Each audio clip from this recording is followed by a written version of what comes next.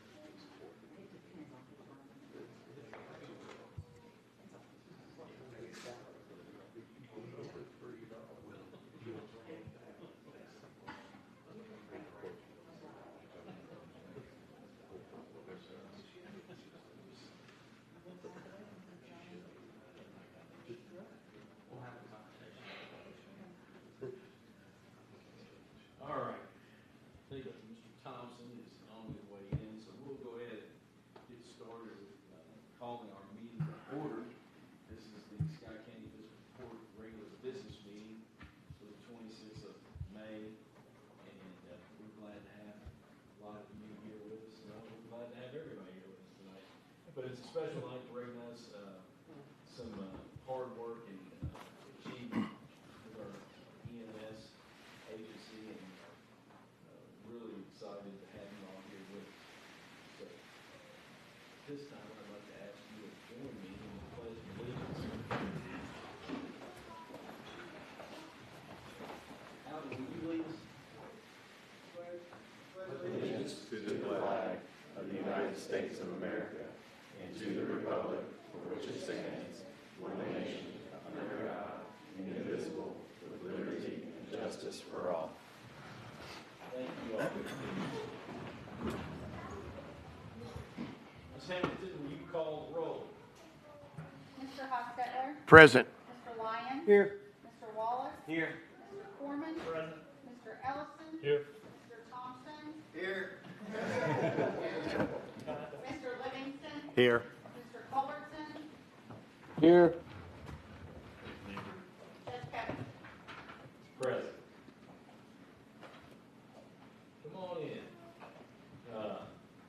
With that said, we will move to number 4, and that is our minutes from our previous meeting. Those minutes were shared by email. Are there any questions or comments related to those minutes as presented? We have a motion for approval from Mr. Rick Hostetler. Second. A second from Kelly Corman. Any other questions or comments? All those in favor, please say aye. Aye. Any nays? Motion passes. We'll move down to number 5, transfers as presented in your packet. Any questions or comments related to those transfers? Motion for approval, Judge. We have a motion from Dr. Chad Wallace, second from Mr. Tim Thompson. Any other questions or comments? All those in favor, please say aye. Aye. Any opposed? Motion passes. Number 6, bills and hand checks. Any questions or comments as presented? Motion from Kelly Corman. Second from David Livingston. Any other questions or comments? All those in favor, please say aye. Aye. Any opposed? Motion passes. That'll lead us to number 7, our KBEMS EMS Award. Chris Runyon, will you please introduce our guests? Judge, Magistrates, good evening. Thanks for inviting us up tonight. I have quite a few of our folks here that we're going to talk, introduce in a minute, but I'll turn things over to Morgan Skaggs from KBEM. She's here to present us with an award tonight. Thank you for having me again. I think I was here maybe last year. Yes, ma'am. This is actually the 4th year in a row that we are able to award Georgetown Scott County EMS with this award in recognition of their commitment to improving pediatric care. In case we have a couple of new people, I'll try to keep it quick. Kids make up 25% of our population, almost 25%, and they have some unique needs. Treating them is a little bit different than treating an adult, and we've got evidence that shows us that our knowledge and skills degrade over time without constant reinforcement. By training and doing additional skills competency testing, we can improve the confidence and the care provided by our providers to the children in our community. State regulations are there to protect the public, but they also sometimes set a minimum standard. And I know all of you probably have children that you love and care about in this community, and I don't think anyone would say they're happy with a minimum standard when it comes to their care when they need it most. So Georgetown Scott County EMS has been one of the agencies we can continually look towards as an example of excellence, as a commitment to going above and beyond the minimum standards and making sure that they're providing the best service possible for the children in this community. So it is my pleasure to once again acknowledge that you guys have earned this recognition 4 years in a row, and we look forward to coming back more years in the future. Well, thank you for your time.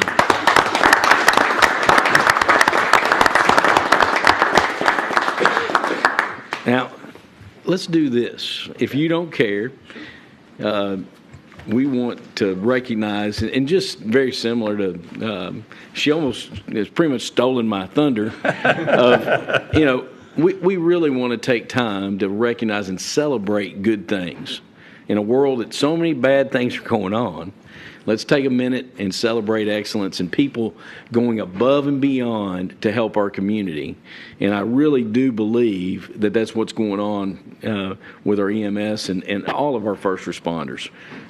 People up before everybody else and staying out later than everybody else, running into trouble, running into fires, running into accidents instead of away. And we owe a debt of gratitude to all our first responders. You all do a great job of celebrating success and effort. And I saw your all's awards, and we shared them. But I felt compelled to invite you all to come, and just from the physical court myself to say thank you, and really to recognize the effort and going above and beyond. So. From myself and from the court, thank you all. So what we'll do is, if you'll read the award winners and just a little bit of information about the award, and then maybe we could take some pictures together. Sure. Sounds great. So we'll start with our crew of the year, and if you guys will just stand when I call your name. This award, we had our awards banquet back in March of this year. The crew of the year is kind of, the partnership that you form when you're working every third day, 24 hours at a time together. You kind of get a chemistry together and know what the other person's thinking, and you just work really well together without having to communicate a lot verbally. So the crew that stood out this year to us was John Hobbs, EMT, and Natalie Guerrera, paramedic. It's no doubt that it's teamwork that's Absolutely. So required on these calls, and congratulations to you all. Our instructor of the year, I talk a lot when I'm up here before the court about how many individuals we train, and that's just a huge part of what we do. And our instructor of the year, who's probably responsible besides our education coordinator for training most individuals, will be John Hobbs.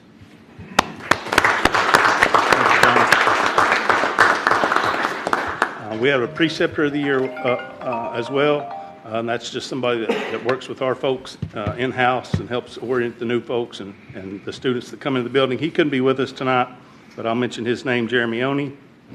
He had other commitments, couldn't be with us. Our Employee Choice Award is one that we let the entire department vote on, so it's kind of like your peers recognizing you instead of your administration, and that award this year went to Joseph Mata, paramedic. Operations Supervisor. Our Brian Harden Award, if you guys don't recognize that name, he was a paramedic that worked with Georgetown Scott County EMS, and then he was tragically killed on duty for UK in a helicopter crash several years ago. So it's our 110% award, somebody that goes above and beyond throughout the year. We named that award after him, and this year's recipient of that was Michaela Brandenburg, paramedic.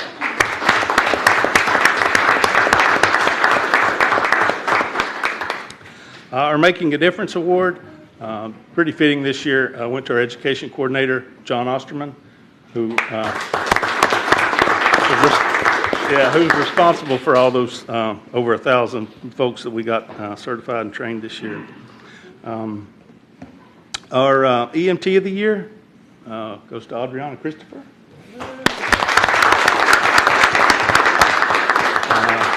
Adriana's not been with our department very long, but she stands out and does an excellent job, so we wanted to recognize her. Our paramedic of the year, Natalie Guerrera.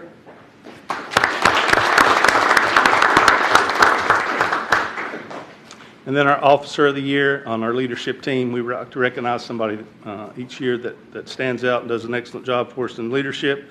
That award went to Jennifer Ramey.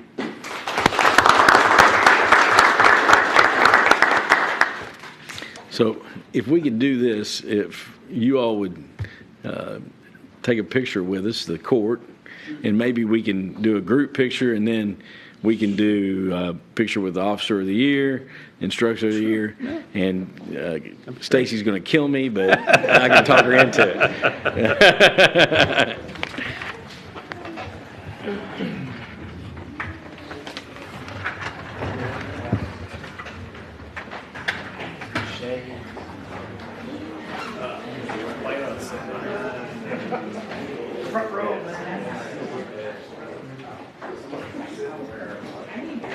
Thanks for coming.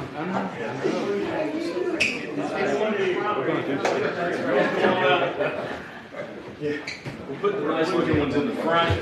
I'll eat all us from the back. Yeah, right. You're a silly guy. You're the balance. Small forward, right? Small forward. You can bring the heat though, dog. Do we need to get them up on one step and then 2 rows? We need 2.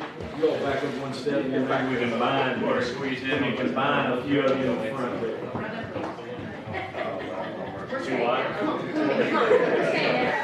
Right, Joe, trade with her. There you go, Joe. Well, maybe I do. I've got to make sure I can see everybody's face. Pretty perfect. All right. 1, 2, 3. Okay, nobody move. Will you join us with the award? You just get in the middle for the pediatric care. All right. Just hop in the middle. Right here.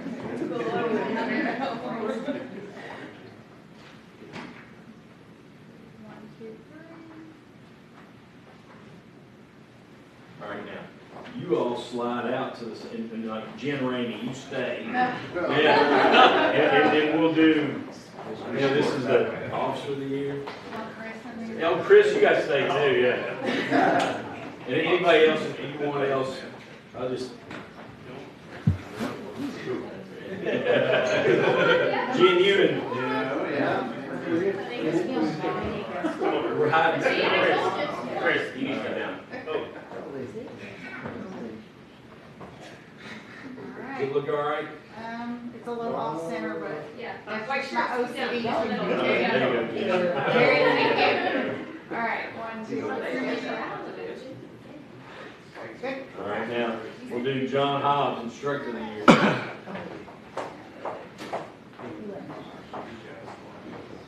John, you're in 2 of these. Just make one picture. One picture.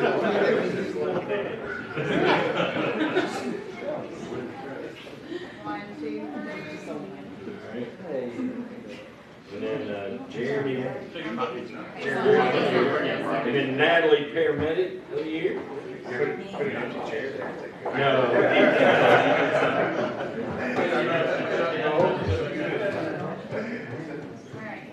3.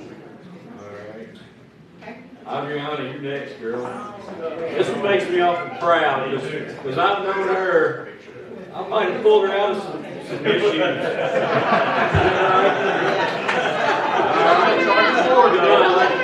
This is an example. Glad to have you. All right. 1, 2, 3. All right. No, we're proud of you. Crew of the year, John and Nagel.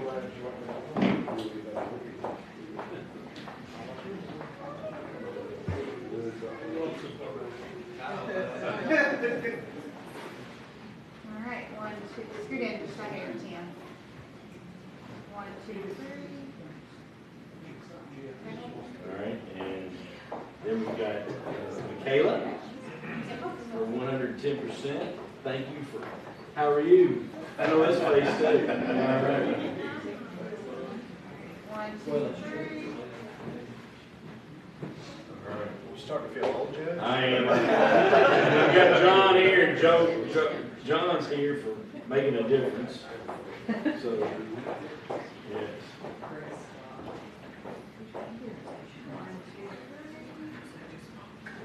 And Jumping Joe Mott. So I need to be on board. You can step up and do what you need. Let's go. 1, 2, 3. Let me ask you. I've got one other gentleman here that's about to take a new leadership role. We're going to make an announcement and get this approved, but let's Leland slide in.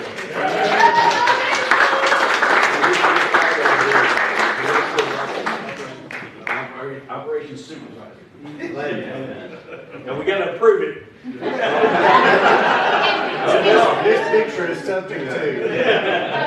All right. 1, 2, 3. All right. Yeah, don't put it on social media yet. Yeah. Don't you worry. It'll be tomorrow. Thank you all so much. Really appreciate what you do, and it's great to celebrate good things. So the next piece of business is our EMS promotion. Can we talk about this? Yeah, we can talk about it. You want to step here, Chris? Yeah. Thank you, Judge and Magistrates. Yes, on behalf of Chris Ronian, I'm pleased to recommend the promotion of Leland Robinson to Operations Supervisor. That'll be effective May 28th, and his new rate of pay will be $18.21 an hour. I think what's also very important to point out here is we had 6 great internal candidates to choose from here. And I think that just shows the quality of the people we have in the EMS department. So I wanted to make sure that that is also represented here. But Leland has been a field training officer for nearly 2.5 years, and is approaching 5 years of service as a paramedic. Leland also holds a BS in Emergency Services Administration from EKU, and also worked previously with Estill County. So I present that recommendation to you. Leland Robinson as Operations Supervisor. Questions, comments? Motion. Second. Second. Dwayne with the motion, David with the second. Any other questions or comments?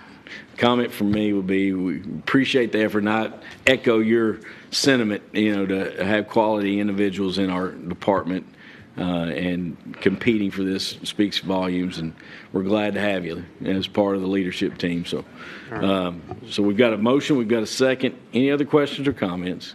All those in favor, please say aye. Aye. Any opposed? Motion passes. Thank you all. Congratulations, Leland. Yeah, it's in. All right. No, thanks to everybody, and we appreciate it very, very much. So, Yeah, now, I just, again, like to thank the court for inviting us up tonight. It means a lot to us. Some of the folks here are going to have to depart as soon as this portion is done. They've got work to do. So, and I was going to give them the out. Like, what we got left is boring. If you all want to stay, you are certainly welcome. If you want to slide out to other events, maybe get dinner. You buying tonight, Adriana? No, thank you all so much. appreciate it. So, just to make sure everyone understands. Number 9 on our budget, on our agenda was to be our second reading of our budget.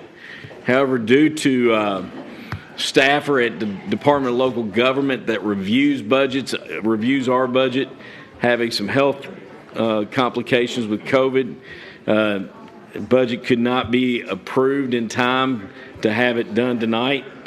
What I propose is next Friday, and hopefully it'll be done by next Friday, but I propose that we have a special called meeting at 9 a.m. to approve the budget itself and then have our work session following. So that's the plan. Any questions or comments about any of that business? What time?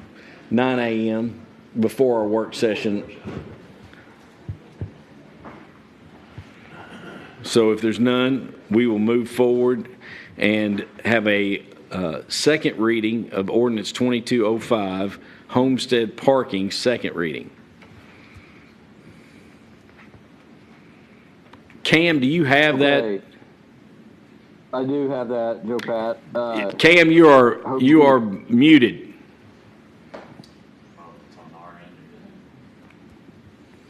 Can you hear me? Yeah, it's my connection's bad. Can you hear me, Joe Pat? Can you let him know? Technology. Wouldn't be here at all, though. Jared, can you hear us? Jared's probably. Yes. Yes, I can. Jared, can we hear you? He's asleep. I don't know, Joe Pat. I'm talking. Did you send the news? I'm not sure what to do. Can you all hear me? All right. Or no? So, Chad Wallace has volunteered to read it. I won't say no. There's no reason he can't.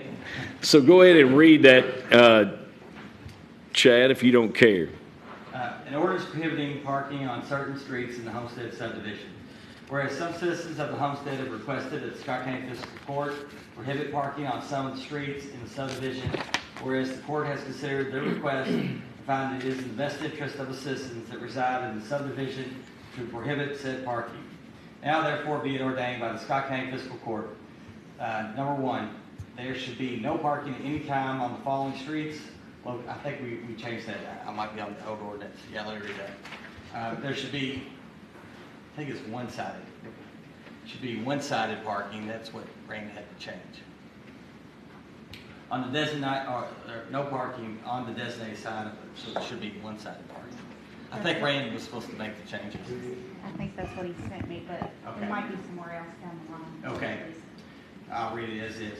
There should be no parking on the designated side of the following streets located in the Homestead subdivision: Homestead Parkway, Shannon Lane, Shannon Court, Devon Lane, Devon Court, Casey Lane, Casey Court, Joshua Lane, Joshua Court, Thomas Lane, Harp Court, Haney Court, Prater Drive, Raccoon Run, Lost Tree Drive, Blowing Tree Drive, and Windsong Way. Appropriate signage shall be erected which prohibits parking on one side of these streets. This ordinance may be enforced by the Scott County Sheriff or any other law enforcement having jurisdictions. Violations of this ordinance shall be punishable by a $10 fine. The ordinance shall take effect on its passage and publication as required by law. All right. Any questions or comments related to that? Cam, have you changed? I thought I heard a little bit. Can I hear? Do you hear me or no? Okay, we can hear you a little bit better, but it's not great. Yeah, I think my connection's just bad. When I came here to try to relocate to... Don't, just sit still. We're good. Sit still. Any questions or comments? Is there a motion? I'll make. Motion from Kelly Corman or second from Chad Wallace. Any other comments, questions? All those in favor, please say aye. Aye. Any opposed? Motion passes. Ordinance 2206, Mallard Point Parking, first reading. Rick and I have both communicated. Rick's met with the owners' organization down there, and we have exchanged a couple of possible wording text amendments. So what we're going to do is we're going to table this tonight. But I'd like, Rick, if you have any comment about it, I don't really, beyond what you said, just trying to give those folks in that community a chance to take a look. And some very recently have offered some changes, so we're trying to look at all that. So we thought we'd table it and then bring it back. So that is number 11. I'm going to ask if I can move new business ahead of executive session. And I have just 3 things to share with you in new business that just came up in the last couple of days. One is memorandum, it's actually a second addendum to the Memorandum of Understanding effective July 1, 2022. And this is from the Administrative Office of the Courts, and I'll read it. Whereas Scott County Fiscal Court, the county, and the Administrative Office of the Courts entered into an MOU on the 9th day of March 2020 to seek funding for the construction of a new Scott County Judicial Center in accordance with the Kentucky Court of Justice Rules of Administrative Procedure, AP Part 10. Whereas the county and the AOC recognize their continued cooperation is vital for the construction, maintenance, and operations of a new judicial center project which benefits the people of Scott County and the Commonwealth of Kentucky. Whereas the MOU was amended on March 3rd, 2022 to add the Scott County Public Properties Corporation as a party. Whereas the 2022 General Assembly has authorized additional use allowance for the project. Now, therefore, the parties agree that the maximum use allowance as identified in Section 1 of the MOU is now $3,754,600.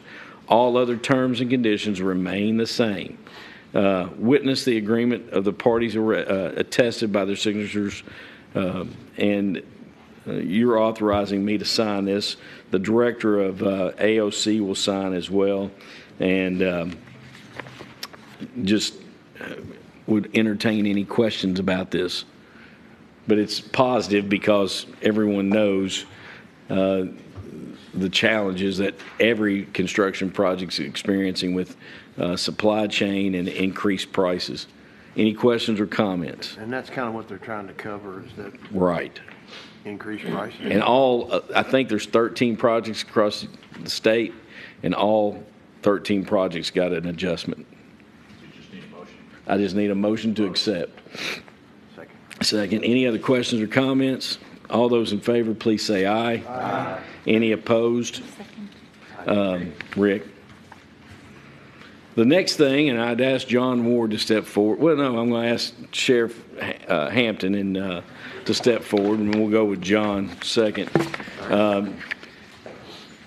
Sheriff, would you like to share just a little bit about this request? And this request does not require any match, but I'll let you share and we'll go from there. Yeah, I'm going to do a brief introduction. I have Lieutenant Johnson with me tonight, Sergeant Betson. Sergeant Betson's been working on a grant for flock cameras. They're going to tell you what flock cameras are, why they're a great tool for law enforcement, and they're also going to tell you about all the other law enforcement agencies around us that have already obtained these and the things that they can do. With that being said, I'm just going to let them make the presentation, and if you all have any questions for me. Thank you, Sheriff. I guess I'll lead. Sergeant Betson, like he said, has been doing a grant to try to get the first year of these cameras paid for, so the first year would be free. So some of the stuff we're going to be touching on, he may repeat, but the flock system cameras, I don't know if any of y'all know what they are or have seen them on the news lately. Lexington's gone to them. It is basically a camera system that can read license plates and take pictures of cars as they pass. So in that is kept for 30 days. Then it rolls off every 30 days. So day 31, rolls off. We can access that data if we need be, if we're working an investigation or something. We had a theft in the area, and we can look and see if, hey, a car passed. We can take that data. Flock system also works with Axon, which is our body camera, and we have used evidence.com. All those pictures that we need for evidence can be uploaded directly into our evidence.com account with Axon. So they're working hand in hand with Flock system. But the great thing about the Flock system is if we have a stolen vehicle, we have a missing child, a golding alert, anything like that, we can, if we can put that vehicle information into the system and say, this senior citizen is missing, or this child is missing, this is the vehicle they're driving in. If that vehicle passes that camera, we will get an alert through dispatch, and there's an app on our phone that we can automatically, with like 15-second delay, and say, hey, that vehicle just passed this camera. So we can potentially save lives on finding missing children that have been abducted, senior citizens that are missing, again, stolen vehicles, wanted people. You know, if there's a murder that happened in, say, Cincinnati, and they put it out, a vehicle description, we put it in our system, and we get an alert, hey, this vehicle just passed. You shared with me today that this is not going to be used for any traffic. Correct. Or yes, and I was going to get to that at one point, but yeah. I'll go ahead and get to it since you brought that up. There, obviously people were concerned about privacy. Well, there is no violation of privacy with these cameras. The first thing is we cannot use them for speed. So if you go past one of these cameras speeding, we cannot charge you, because in the state of Kentucky, we have to physically see you speeding, right? So it's not doing anything like that. The camera itself, like I said, it's no policy or no privacy violation because you're on a public roadway. You have no expectation of privacy on a public roadway. Everywhere you go anymore, you're on camera. Hell, how many cameras? 1, 5, 6 in here, So you're always on camera. Like I said, so there's no reasonable expectation of privacy in your license plate, anything like that. So public roadway, there's no policy violation or privacy violation. And to get into the system, it's kind of like our Axon camera. We have to get in there. We have to state why we're in there looking. So I cannot just go in there and look and see where Judge has been today, because I have to put in there why I was in that system, why I was looking, because investigation, something like that. Then we will also audit that, like with our body cams. Sergeant Betson periodically audits his guys on patrol. Then I periodically audit the sergeants, So there's always, check and balance. Make sure nobody's in there doing something they should not be doing. One cool thing about this system is if, something tragic like happened in Texas. Let's say the guy got away. We just know for a fact it was, a red Camry. Well, that's kind of a bad example in Kentucky, or especially Scott County. We'd say we know it's a red Camry with a UK sticker on it. We know that car got away. What we can do, we can put in red Camry into this system. It will show me every red Camry that has passed these particular cameras. Then I add the UK sticker into it as a unique identifier. It will filter out all red Camrys with UK stickers. So now potentially we have the vehicle. Obviously, there's probably more than one red Camry, especially in Georgetown, with UK sticker. So now it potentially aids us in the investigation of locating that person that just committed that crime. So does that make sense? And like I said, it rolls off every 30 days. The only time those license plates and pictures are stored is if we physically save them for an investigation purpose. Which he'll talk a little bit more about it. A lot of agencies are going to, Lexington is going to get 120. Versailles is getting 20. Grant County is getting a few. Georgetown Police Department's getting 5 immediately, and I think 5 more in July.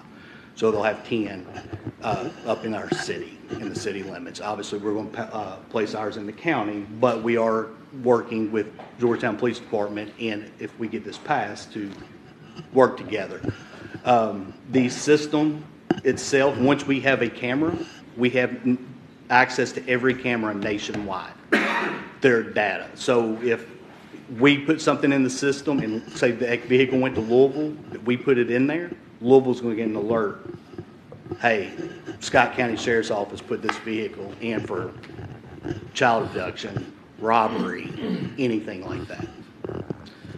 I'm going to let him talk a little bit more about the grant, and I'm sure y'all may have a few questions. So, thank you so much. Sure. I'll follow up. I'm going to touch on a few points he already touched on. Based on the FBI CGIS link data, the license plate readers can access information about vehicles used in felonies. stolen license plates, stolen vehicles, wanted people, protection orders, missing persons, known gang members, known and suspected terrorists, supervised release suspects, immigration violators, and the sex offender registry. So every one of those things would be something that the camera could be set to alert to and inform our law enforcement. Further, as he said, it could identify crime scenes. License plate readers have been used in the area of crime scene patterns and confirmation of a suspect's alibi, or to narrow down who a suspect is in, say, a robbery or an abduction or something like that. Currently, I've spoken to Lieutenant Greathouse with Lexington Police Department. They currently only have 9 of these systems active. However, in the last week or two, this was as of last week when I spoke to him, they had 20 responses from their license plate reader that either recovered a stolen vehicle or ended up locating a wanted person on their list. As he said, Versailles Police is getting 20. Our own Georgetown Police Department here in town is getting 5. Grant County would have 2. I believe Stamping Ground's getting 2 is what I've been informed also, and then Lexington has their 100 to 130 devices that they were going to add. The system's currently in use at over 850 agencies across the country and 1,500 cities. So we would have interconnectivity with all of those. This is all information gained from the Lexington Division of Police and their proposal for them. Also, Owensboro, Madisonville, Hopkinsville, Middletown, Louisville also have them in Kentucky, so we would have interconnectivity with them. It would assist us in solving crimes with suspects that move across the state with stolen property or anything of that sort. And regionally, Knoxville, Nashville, Cincinnati, Indianapolis, Dayton, and Columbus also have these cameras. I'll get to the cost of the units. They're $2,500 per unit. 5 units would cost $12,500. They all contain a one-time installation fee of $350, so that total is $1,750, which the total cost of the project would be $14,250. $12,500 of that would recur each year, so it is a continuous cost. As Lieutenant Johnson said, this has interconnectivity, but it also, a lot of agencies are getting homeowners associations to go ahead and install them at the entrance to their neighborhoods. So if we could get Victoria Estates on board, Harbor Village, Mallard Point, if they installed one, they wouldn't have access to the NCIC data, but they would still get pictures of the car, but they could be interconnected with our system and help us solve any crimes from vehicle break-ins or burglaries or anything in the area. So them having that and being able to add on to our system with what we decide to purchase would help us. And so that's something we could approach all the HOAs about over time. Yes. One thing about the $2,500 a year per camera, it is a recurring expense, but that pays for our cloud storage, all that stuff. So if the camera is outdated, they no longer makes it or a new model comes out, once that camera is broke or no longer, they will replace it for, it's part of that reoccurring cost. So that, like I said, that's all for the storage of all the data and things like that. And how much was that per camera? It's $2,500 per year per camera. So if we do 5 cameras, which what is it, $12,500? It would be a $12,500 per year. And then there's just an initial $350 setup fee. Yeah, but that's a one-time fee, or unless we decide to have a camera moved, which. Do you have, if you like this moving forward and everybody likes it moving forward, and you want to add more cameras, is there more additional cost for upgrading or for installing those new cameras, or just that $2,500? Well, if we let's say, we do really good with these cameras. We found 3 missing people, stolen cars, and y'all like, man, this is really beneficial to our community. It's helping us aid investigations. Yes, we add a camera. It's another $2,500 plus $350, right? $350 installation fee one time. But the $350 is not reoccurring, assuming we do not move that camera. Now, if we move the camera because we're not getting the results that we want, or it's just not in a good spot, it's like $100 to move it. But they did tell us if it gets damaged or I guess you'd say stolen or ran over, because these are on poles. The first one they replace for free. The second one is $500. So, but they are GPS and they can set an audible alarm. I have Arlo cameras. I don't know if anybody has them, but how you can set your alarm off on them to make them be same thing. They can do that with them also. I have already spoke to Victoria Estates about the cameras, just told them, hey, this is something we're looking into, and I think they're interested, and I think they'll probably come on board if we decide to do it also, because HOAs, I mean, it's a no-brainer for them, because it's like $2,300 a year for them, you know. So these cameras are solar? Correct. They are solar They powered. operate off of cellular data? Yes. So, Like- just so you know that. If we if we had to put it on a state right of way or whatever, flock system, we'll fill out all the paperwork. The only thing sheriff would have to do is sign his name, and they would submit it all for us and things like that. So really on our end is very minimum work. What questions or comments? You all place them or just? We tell them where we want them. We have a mock map already on where we would like to see them to at least start. But yeah, we just tell them where we want them, and they'll make sure the tree line is good or things like that. If there's a light pole, they prefer to put them on a light pole. We just have to get permission. Yeah, that was the question I was going to ask, Dwayne, is where we are going to put them at. They're going to find out. I mean, and I don't care. But you specifically said you were going to put them out in the county, so that means outside of the city limits, I'm assuming. Correct. Yes, I mean, because obviously, so again, we have a mock map. I've coordinated with Nick Lodahl from the city because to work these together, because we can only get one lane of travel, right? So like take Paynes Depot right off of I-64. So I was like, okay, I'll put a camera facing into Georgetown because we get a lot of stuff coming out of Louisville, or a kidnapped person or a missing person gets off the interstate, main arteries. We'll get them coming into town. Well, Nick is going to put one on Paynes Depot facing the opposite way. So we got them kind of going both ways. And the other one was up 460? Yeah, right now I have one on 460, Paris Pike, obviously, heading towards Paris. One facing, I have one facing out, Nick has one facing in. So they kind of work. It might not physically be outside the city limits, but it's the county. Yeah, it's correct. It is, yes. But actually, every single one of them that we've got placed so far on the map is actually outside the city limits. Right, and it'll be close to schools, I would assume as well. We could obviously put them next to a school. Right now, we have one set up at the 129, which is the hotel there on the northern part of our county. It's one of our high call volume areas. I've recovered no less than 10 stolen vehicles. There's a lot of stuff, illegal activities that go on in hotels. They use them for a reason, and we'd like to put one there. There's 1, 2, 3. Then Lyle Road is tentatively where we have one. But yes, I mean, obviously the schools, I don't think it's a bad idea to potentially put something near a school because you don't know. You mentioned reference, and I think we've had a car stolen from Homestead, I believe, not too long ago. Maybe Morgan Manor as well, which is my area. What is what the cost would be to the HOA? It's $2,300 a year per. And these numbers are rough. I'm pretty sure it's $2,300 versus $2,500 because I asked the same questions. Well, why is theirs cheaper? Same thing. They just don't get the NCIC data. But they got to purchase that. But we get it. So even though the HOA is not getting it, we can still tap into that camera and get the HOA. So it's like a free camera. And it's the same $350 setup fee. Any other questions or comments? If we don't get the grant, would we come back and look at just doing this on ourselves, or are we just wanting the grant? Well, the grant is for 1 year, obviously. Unfortunately, it's not. I don't believe it's a recurring grant. I mean, I agree it's 1 year, but I'm just saying we don't know if we've been awarded the grant yet, or. Unfortunately, no. It has to be postmarked by the 31st. I don't know if we're. It has to be submitted by the 31st. That's why we're. I mean, it's something.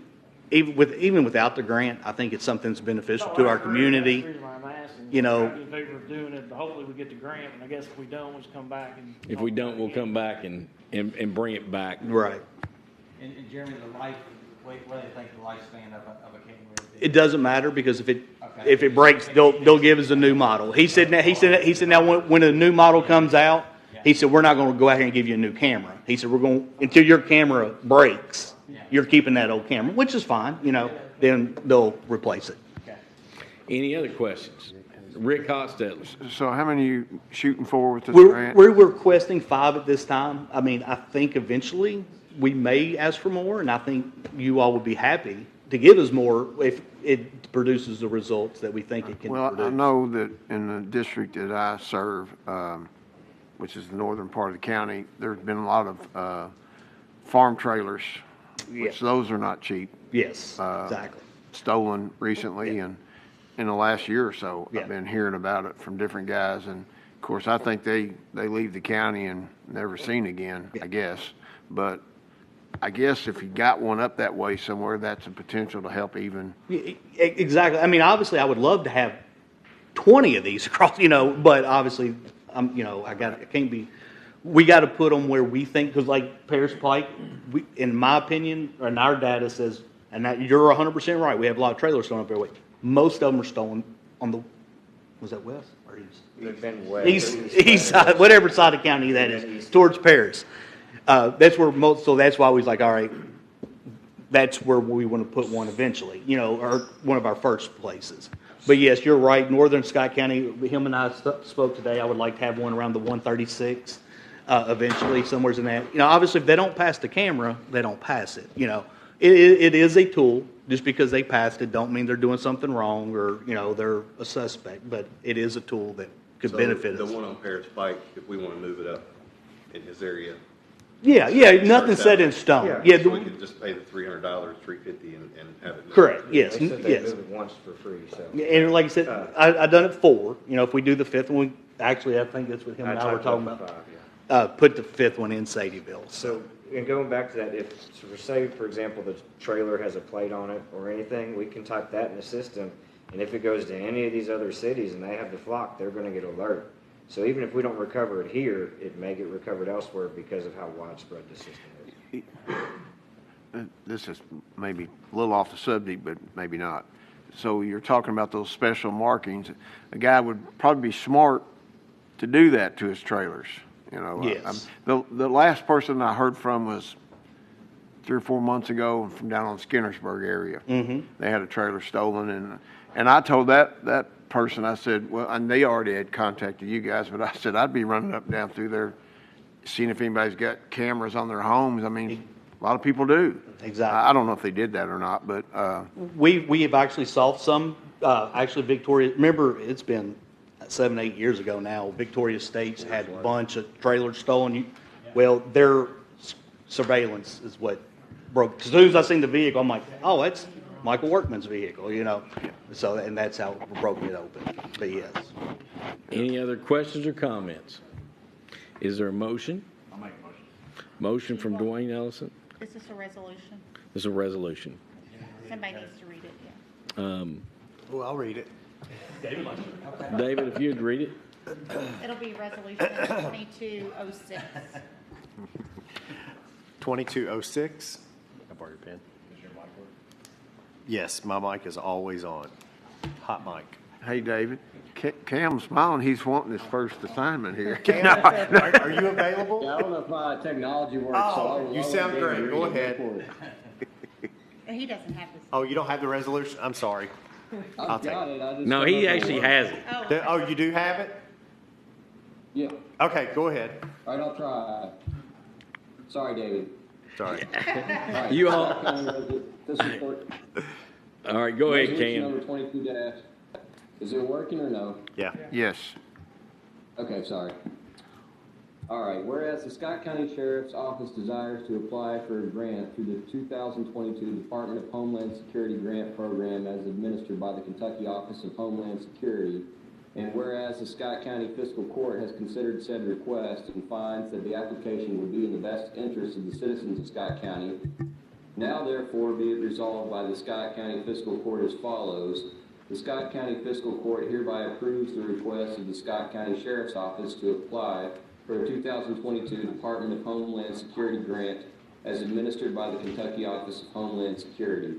If granted, said funds would be used to purchase 5 flock cameras and accessories.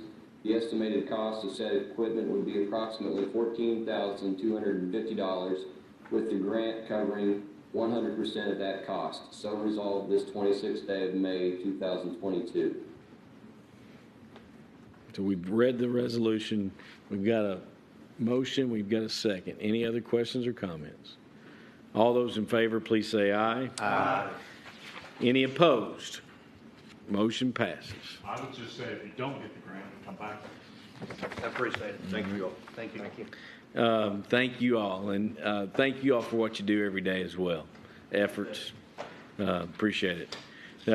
John Ward, now we'll call you up now, and John's is a similar grant request from Homeland Security.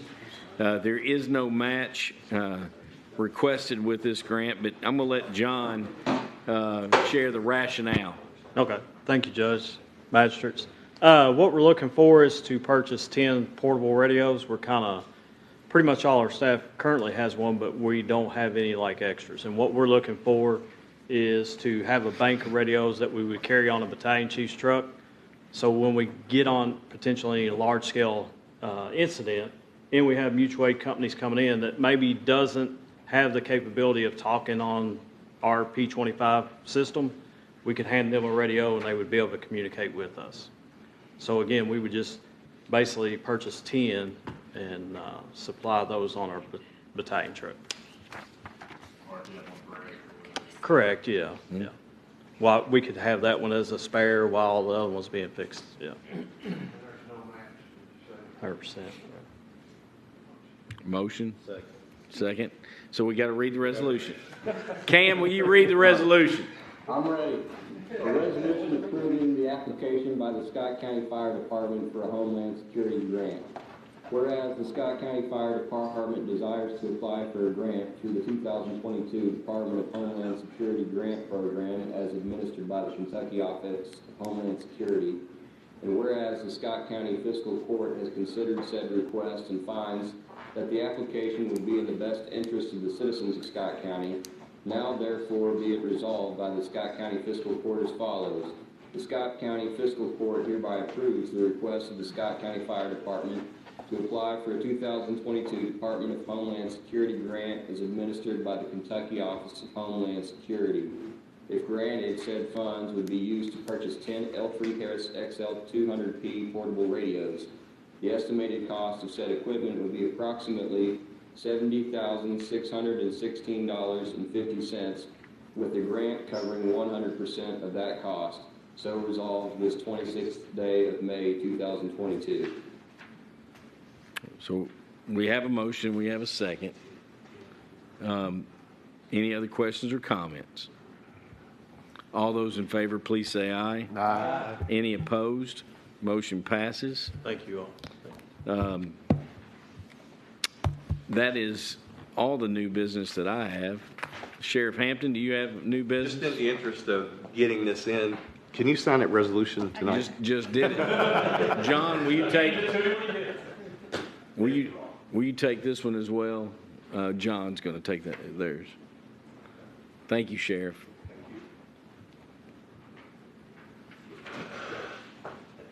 Anyone else have any new business? I do want to mention the animal control. They have, I don't know if you all have noticed that on the different HOA home sites or whatever sites might be up for the different neighborhoods, but we've had a couple things going on in a couple of the neighborhoods that are in my district, and they have been all over it with loose dogs and stuff like that. I mean, they're almost as if they have someone monitoring what's going on and letting people know, hey, we're on our way. So I called Sherry and told her thank you, and you know, because it happens quite a lot in Bradford, and they're all over it and respond real quickly. So it's great to hear. Good news. Put that out I publicly. just got kudos for our first responders, Sheriff's Office, Georgetown Police Department, fire, both fires with the graduation parade went off real well last night, and all the graduation help they're giving us get through the week. So, great job. We'll hope for good weather. Graduated one way. Yeah. Anyone else? I got the opportunity last Wednesday to go to, I guess it was our first inaugural class of EMT graduates. It was pretty awesome. Were there 7 or 8? There were 11 graduates, 7 of them are on Scott County Fire. So pretty awesome accreditation. That's awesome. And, you know, we know what standard of training that they're getting and the excellence So that makes me feel even better that, they're getting first-class training and they're passing the EMT. We're partnered with ECS and the key teacher participated in the program and graduated herself. I thought that was really awesome, Ms. Jones. Yeah, good stuff. Judge, I just wanted to say kudos to the Chief Ward and his staff. Today at Scott County Middle School, and they had 8th grade graduation, and the Scott County Fire Department gave an award called the Chief's Accommodation Award, and that award is to a young man who alerted his family whose house was on fire and was able to get his family out and keep the fire in a restricted type area, and they recognized him for his due diligence in getting the family out and being alert and contacting 911, and so I thought it was really cool experience today for a young man who and his family had been tragically displaced out of their home. So It's awesome. in 8th grade, yes. It's awesome. Thanks for doing that, Chief. Thanks for the heads up, Chad. Anybody else with any new business? Anyone from our audience? Anyone else? We know you had a busy day there, Jeller Broils, didn't you? With a little inspection. Did it go well? It did, yeah. Appreciate it, Judge. No, I'm glad. Couple minor things we're going to get gigged on. It's COVID related. Yeah. But yeah, everything went well. Our CPR training is just now expiring. We haven't gotten that renewed yet because some difficulties with the training getting scheduled and them not doing the training during COVID and a couple minor things like that. The inspector's understanding of that because he's experiencing that statewide with other facilities. So, but I just knew there's a lot of work that goes into that, and your staff, and trying to keep everybody safe and sound and the facility straight. So we appreciate that. Yep, appreciate it. CPR training guy. Yeah. Yeah. With that said, then, if there's no other new business, I'm going to ask if there'd be a motion to go into executive session for an item KRS 61810-1C. Motion from David Livingston, second from Rick Hostetler. Any other comments? And all that those in pertains favor, please to- say what aye. does that pertain to? Pending litigation.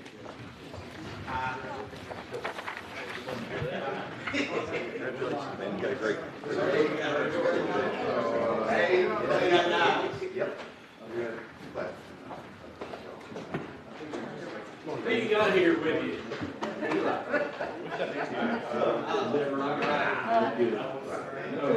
Get the neighbor down to me. Elon's your back. Nice to meet you. You ready for summer? Yes. Call you later. Just let me know if I can.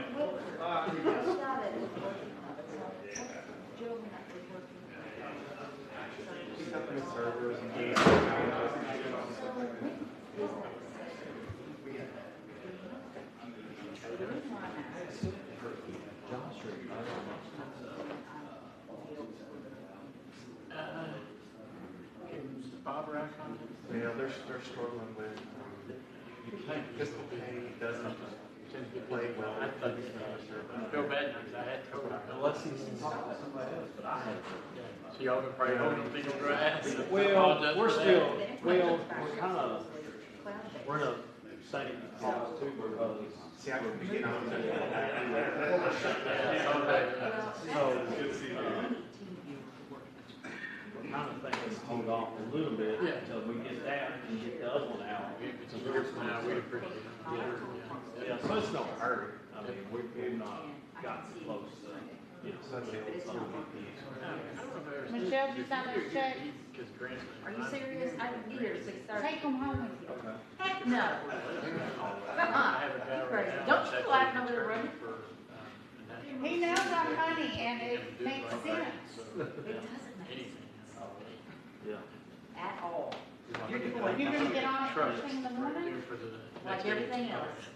No, this is priority. We can't afford anything. Why, you got vacation? Provincial tell them to shut it down. No. What do you, I mean, I have to Stuff is. have a few hours. Yeah, it's getting worse. Oh, I know. One we looked at last year. He's talking about Called the guy the other day. All good, all good. Just in a year, like, what? Oh, next year you're going. We kind of just been. I'm gonna find us some gas. Do they serve beverages? They, I think they do it at night. I didn't partake in it.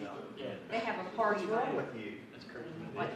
Because I worked out. I went and worked But out. the good news is, I you didn't lock want- in that price. They have now. like, That's last night they were having a reconnect, which were like drinks and finger food. Oh, you stayed all night? Yeah, last. Where's it at? Bowling Green. Oh, okay. And I'm like, man, go down there. Mingle. Not when Bag I'm of food together. No, I'd rather have it still in bed. Watch TV. So I went worked out and then got some Panda Express. And so, Well, I mean, we can even look that. and then this I mean, I'll morning, look at what we it currently, was, you know, what. Laura Rich Weinstein, Play with. auditor's Because office. what we end up doing, It was, we end up getting. today was good.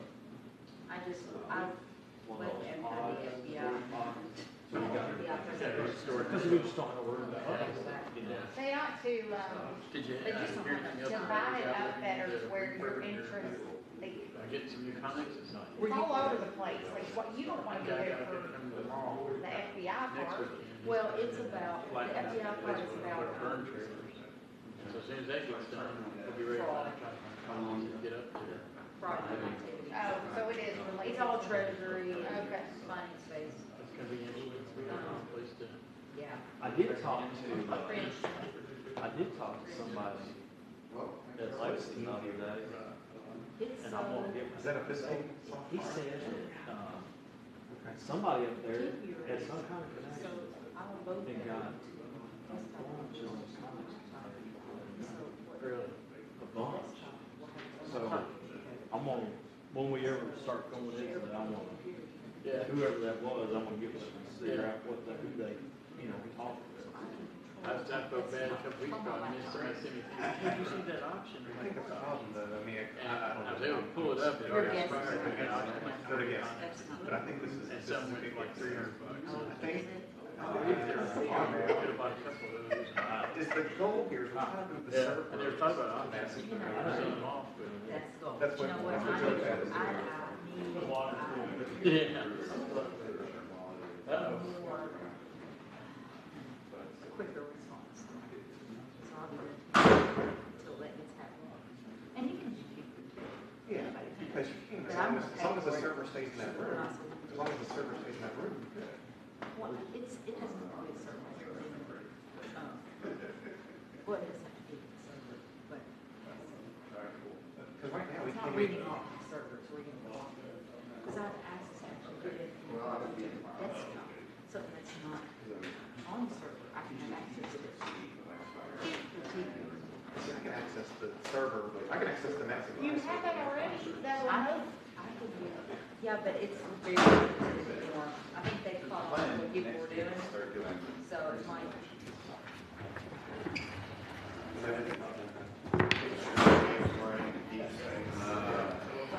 There he is. Chad, I'll let you.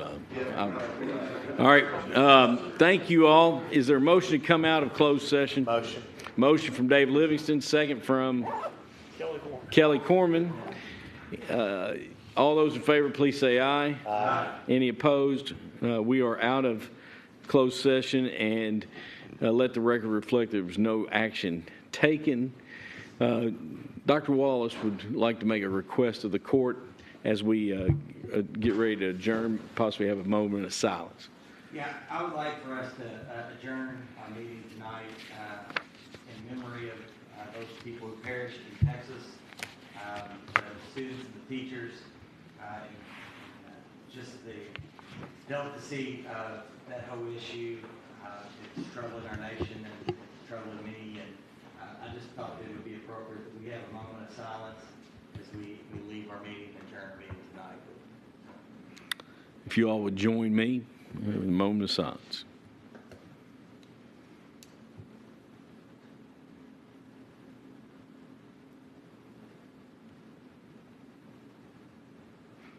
Thank you all. Thank you, Dr. Wallace. Is there a motion to adjourn? Is there a second? Second, Rick Hostetler. All those in favor? We're down here waving. We're adjourned. Thank you. Nobody wants to go home? Have too much fun? Hey, you don't have to go home and stay here. Rick's got one more question.